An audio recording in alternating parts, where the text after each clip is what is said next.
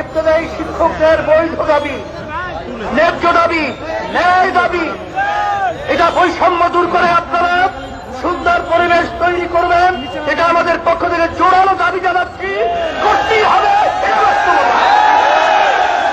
যদি আপনারা না করেন তাহলে আমরা কিন্তু আপনারা দেখেছেন ইবতদায়ী মাদ্রাসাকে জাতীয়করণ করার ব্যাপারে আমি আপনাদেরকে পরিষ্কারভাবে বলছি, এটা তাদের ন্যায্য দাবি, এটা করতেই হবে। 13 সালে আওয়ামী লীগের সময় যে একই মানে শিক্ষা প্রতিষ্ঠানকে আপনারা জাতীয়করণ করেছেন, কিন্তু ইবতদায়ী মাদ্রাসাগুলো কেন বৈষম্যের শিকার হবে? এই বৈষম্য উঠিয়ে এদেরকে জাতীয়করণ করতে হবে। বিশেষ করে ন্যায়ের পক্ষে অন্যায়ের প্রতিবাদে আমাদের সম্পৃক্ত হওয়ার তৌফিক দান করেছেন, শুকরিয়াতান বলি আলহামদুলিল্লাহ।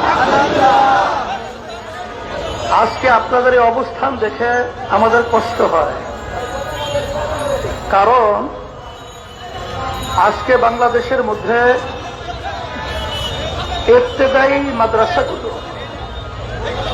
এবং প্রাইমারি স্কুল, সেখানে আমরা দেখি যে এই বৈষম্যের কারণে আজকে ফ্যাসিস্ট উৎখাত হয়েছে, ফ্যাসিস্টের পতন হয়েছে।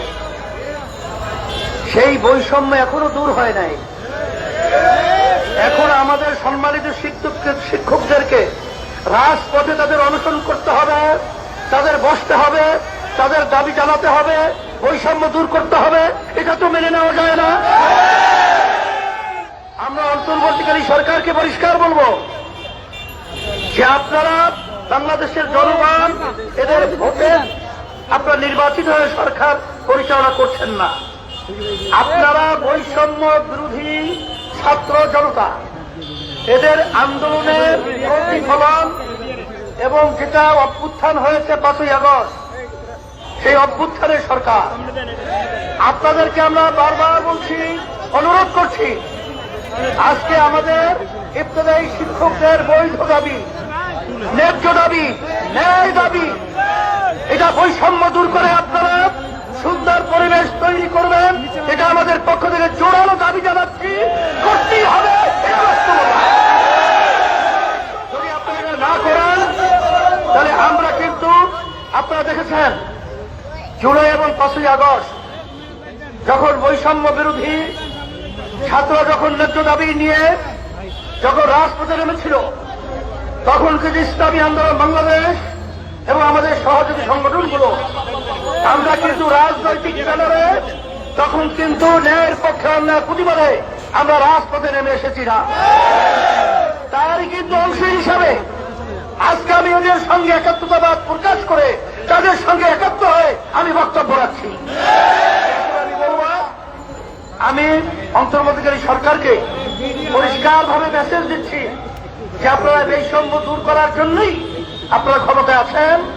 আপনারা আমাদের এই ন্যায্য দাবিটাকে এবং আমাদের সম্মানিত শিক্ষকদের এবং সর্বত্র এই বৈষম্য দূর করার আহ্বান রেখে আমি সকলকে ধন্যবাদ জানিয়ে এবং ইবতদায়ী মাদ্রাসাকে জাতীয়করণ করার ব্যাপারে আমি আপনাদেরকে পরিষ্কারভাবে বলছি, এটা তাদের ন্যায্য দাবি, এটা করতেই হবে। 13 সালে আওয়ামী লীগের সময় যে একই মানে শিক্ষা প্রতিষ্ঠানকে আপনারা জাতীয়করণ করেছেন, কিন্তু ইবতদায়ী মাদ্রাসাগুলো কেন বৈষম্যের শিকার হবে? এই বৈষম্য উঠিয়ে এদেরকে জাতীয়করণ করতে হবে। সকলকে ধন্যবাদ। আল্লাহ ভালো রাখুক। আপনাদের